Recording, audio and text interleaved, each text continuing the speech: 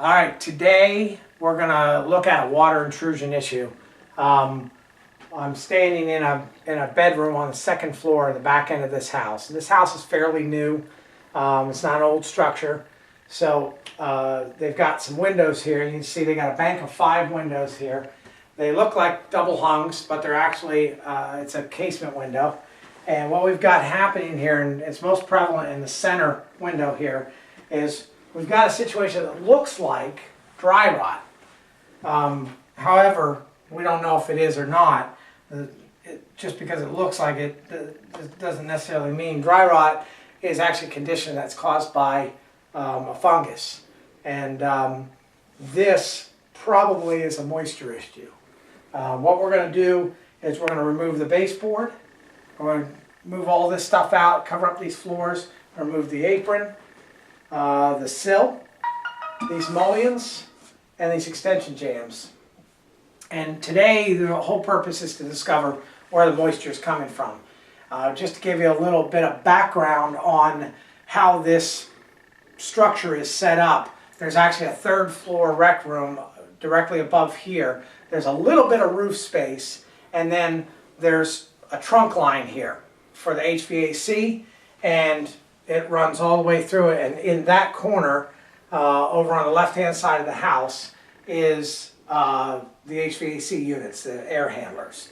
And what we did notice when we came in the first time, just to look at the problem, to be able to do a proposal for them, was we noticed that there was a lot of moisture, a lot of evidence of moisture, and more than likely it was happening during the hottest parts of the year.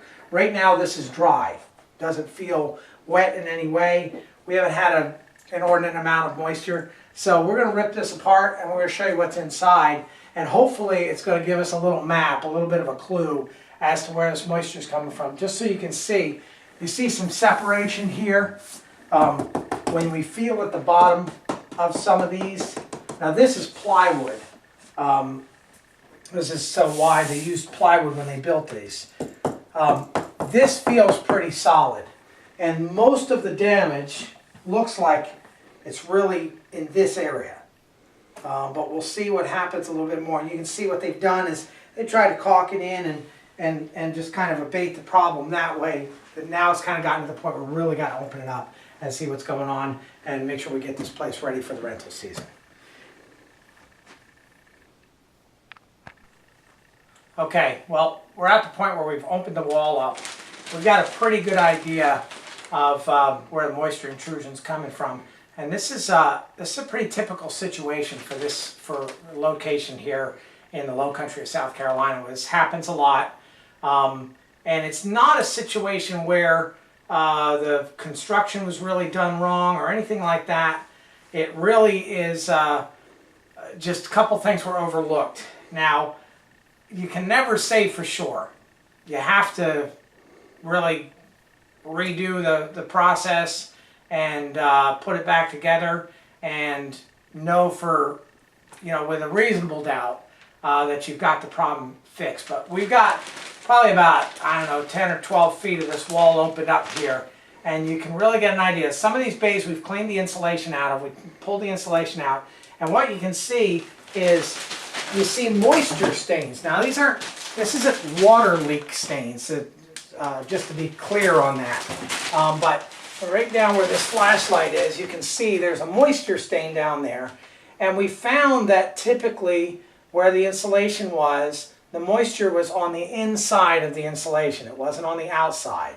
So you can see the moisture stains all the way along. Every single bay has a moisture stain. And what this is typically you're going to have moisture behind a wall where you've got cold air on the inside and you've got extremely warm, moist air in this wall. And I'm going to show you why the moist air is. Now, if I put my hand here, now it's probably about 45, 50 degrees outside right now, and I put my hand here, and I don't know if you can see that hole in there, but that hole leads right into the roof. There's a roof outside here. It's probably got about a 3-4 pitch to it, and it's over the outside porch, and then if you looked over the edge of the roof, you'd be seeing the swimming pool down below. And this is why I don't believe there's really a water leak. what we've got is basically we've got the equivalent of a humidifier or a vaporizer right there in that hole. And during the summer, the pressure, the heat's trying to escape from that roof. It wants to go up. It doesn't want to go down. And there's vents on the outside, but it's only going to just relieve the pressure in there from that really warm, moist air. And trust me, we have extremely warm, humid, moist air. You can see this guard, this nail guard here, is completely rusty. And there's a whole bank of them over there. There's about 7 of them over there. Those are all rusty too. And the reason they're rusty is because it proves that this isn't really a leak in as much as it's a moisture issue throughout. And then obviously the moisture condensates and it's going to collect the lowest spots. This window here, this spot right here, this was the lowest spot. And you can see it did a little bit of damage to this, well, this is a jack. So it did a little bit of damage to this jack, but not a whole lot. And the reason I say that is it's just on the surface. This one's going to be fine. It's just a little bit on the corners, and it's dried because the great thing they did is they added this bitchathane, this window wrap, and they wrapped all the openings with that. And then they set the window and they shimmed the window in. We can't find where any of these windows were set incorrectly. It looks like they were all set according to the manufacturers. You can't really tell unless you remove the window, but just by, you know, from the history of having put a lot of these windows in, it looks like everything was done correctly. I don't see anywhere where there was water pooling. That's why I don't believe that there's an actual water leak. If you come over here, we've got an area where I just pulled the drywall off in this area. And in here, you can probably, if you zoom in, you can probably see those cobwebs actually moving. And there's actually another hole into the roof just outside this bay here. And that's allowing air to come in. Now this time of year, the air movement's probably pretty slow. During the summer, here's the situation.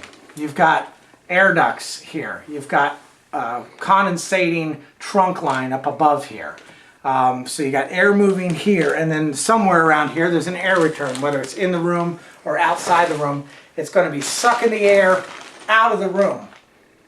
Now, more than likely, it's probably sucking more air out of the room than it's actually coming into the room, because we've got one, looks like a 6x12 vent on the ceiling. And that's it in this room. And I'm not saying in any way that that's not sufficient for this room, because it probably is. But what's happening is, because there's so much suction moving the air out of the room, things get slightly constricted with an HVAC system, especially in the hottest parts of the summer. And what's going to happen is, this is a hole in the wall, that outlet's a hole in the wall, and any place where the trim cracks is a hole. And of course you've got all that dry rot, or that rot that had then dried in that jam around the window. Now all of that allows the air movement. It's going to suck the air from the wall. Well, what's the air that's coming into that wall? It's that warm, moist air in the attic space outside. That's not conditioned space in any way. So it's going to be the hottest air. You figure, go into your attic in midsummer, and it can be as much as 125, 130 degrees and really moist up there, especially in the location that we live in. So you can imagine what this air that's coming into this wall is. And just to show you a couple things here, I pulled this off the wall, and you can actually see where the studs are. We've got some studs underneath these windowsills, and you can see where the moisture collects. So it's not just collecting. Once it gets heavy enough and it actually condensates from being as cool as it gets up against the wall, then it's going to settle down to the lowest spot. But when it comes in, it's going to collect wherever it is, and then these, this mildew starts to grow on the inside of the board. And this isn't going to happen all over the house. This is probably an isolated incident and just in this area, because of the location where it's attached at a roof level. So the mistake that was made is these were not properly insulated. You can see there's insulation up above the outlet. They just kind of crammed it in there. Then they left a big hole, which was the worst thing they could have done. And then they crammed some more insulation down in there. And you can see there's areas where there's no insulation. You know, and these things happen. The insulation guys might have done a great job. And who knows, the drywallers could have come back and moved things or pushed things around, or they might have had to add an outlet. You just don't know at the time of construction what might have happened. But you can definitely tell you got lots of rust and corrosion. These screws are rusted out, and this is one sill that goes all the way across, and there's a big airspace. You can see all these shims here, and it's a big airspace right up underneath it. And so all the air can move to the exit point.